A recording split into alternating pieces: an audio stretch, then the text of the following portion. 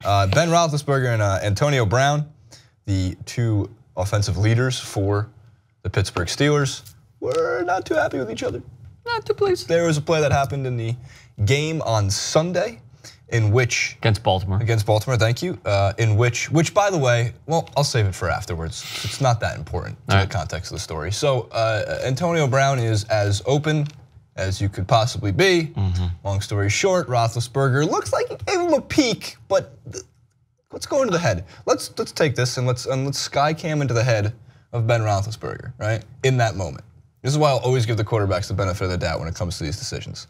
Like, I don't think Ben Roethlisberger purposely didn't throw it to the wide open Antonio Brown, which is a terrible take if anybody's making it. However, when you are a quarterback and you have roughly 3.7 seconds before multiple 6'3" or bigger, 280 or bigger men are going to pile drive you into the ground, and the other end of that job is to get a ovular shape thrown. Look, little mini footballs through the air on target before getting mauled in 3.7 seconds, before getting pile driven to the ground. You kind of sit there and go like, yeah, I'll give him the benefit of the doubt.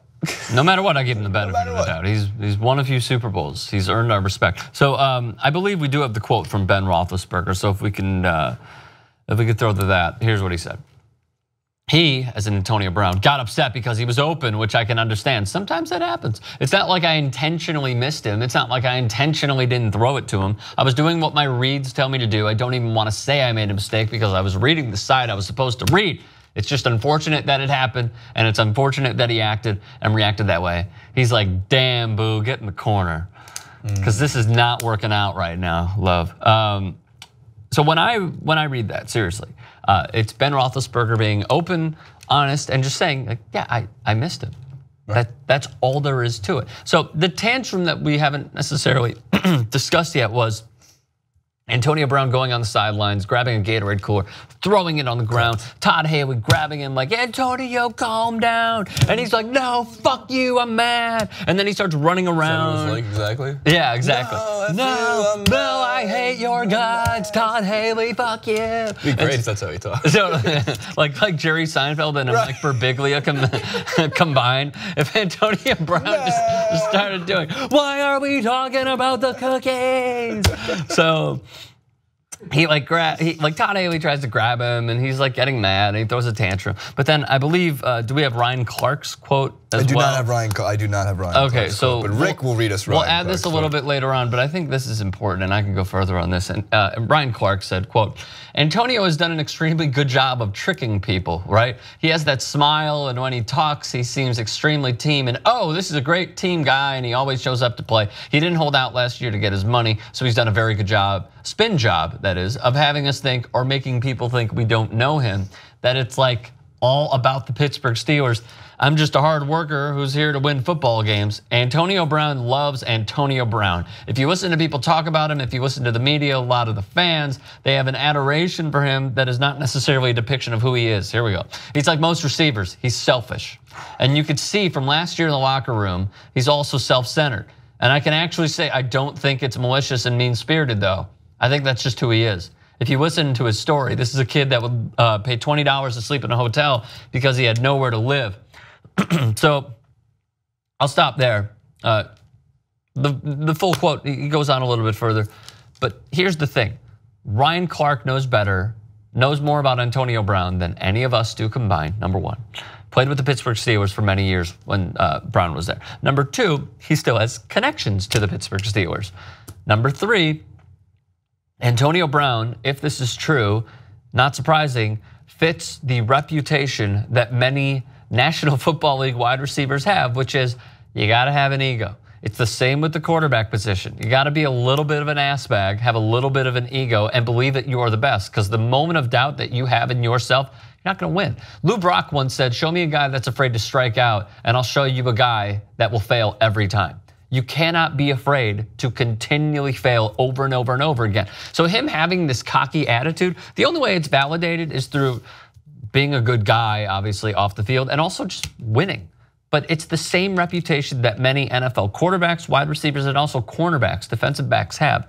Where I remember Drew Carter, who we used to have on TYT Sports, would always tell me, like, there was no malicious intent with a guy like Steve Smith or with some other defensive backs. Right. They would just yell at themselves. And you had to realize, like, oh, they're not talking crap to me, they're talking crap to themselves to hype them up. It's just the ego of an athlete. So to me, Jason, it's completely wide receivers and defensive backs, I agree. Some quarterbacks, but granted, I think a lot of quarterbacks, depending on how the media portrays them, it's completely unfair. Like look just in general how I think we do at least our best of our ability, a balanced job of talking about, Ben Roethlisberger and Cam Newton. Yeah. Both having leadership qualities like this, and Ben Roethlisberger's response very similar to really what Cam Newton would say, and the same if he had a star wide receiver, which he really needs in this case, and how he discusses their egos or anything like that. But if you get the media, for example, and this is an easy one, after the Super Bowl, Cam Newton wasn't exactly in the best mood. Right. I wonder why. Nothing to do with him losing, I'm sure. Sarcasm for those who don't follow the language or the dialect. But if they had Ben Roethlisberger up there or anything like that, they give him a little bit more leeway. And it's BS is my point. I think wide receivers and defensive backs, it's a different world outside the hash marks when you're lining up against defensive back. In my opinion, slightly speculation, slightly from, again, talking with guys like Drew Carter, who've been on the panel before. I agree with you, they're talking to themselves most of the time. Dez Bryant, another great example of screaming at the bench. He's looking at an empty bench. They asked him after one of the games, and Dez Bryant goes, I was talking to a worse version of myself. Yeah, it's not that surprising, and also interesting. Real quick, think about it like this. So if you are one of the best, first off, a wide receiver only plays what? Offense. So all they're wired to do is score points. Think about it like this. In the final 5 seconds of a game, and you have an egotistical but the best shooter in the league on your team, doesn't he want the ball? Yes. That's what every single situation is for a pass play with a wide receiver. They want the ball.